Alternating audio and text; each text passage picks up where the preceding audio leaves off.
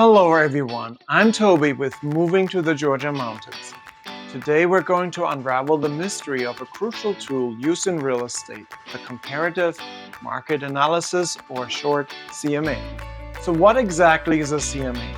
The comparative market analysis is a tool that we real estate professionals use all the time to estimate the value of a property. We do this by comparing it to similar properties that have recently been sold or are on the market in the same area. Now you might wonder, how is the CMA conducted? Let's break it down. Step 1 is selecting comparable properties or comps. These are similar properties in the same area that have recently been sold, are pending sale, or are currently on the market. We generally look for properties that are similar in size, condition, features, and are located in the same or similar neighborhood.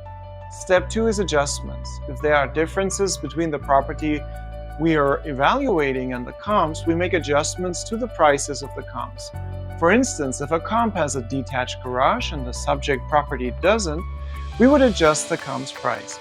Finally, step 3 is determining the average price of the adjusted comps. This gives us a good estimate of the current market value of the property we're evaluating. And that, in a nutshell, is a comparative market analysis. It's a thorough, objective way to determine a property's value, which is crucial whether you're buying, selling, or investing. But remember, a CMA is not an official appraisal.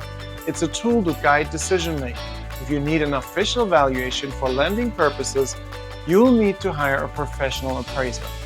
Thanks for joining me today. If you found this video helpful, make sure to like it, share it with your friends, and subscribe to our channel for more real estate insights. As always, drop any questions in the comments below, and I'll do my best to answer them quickly.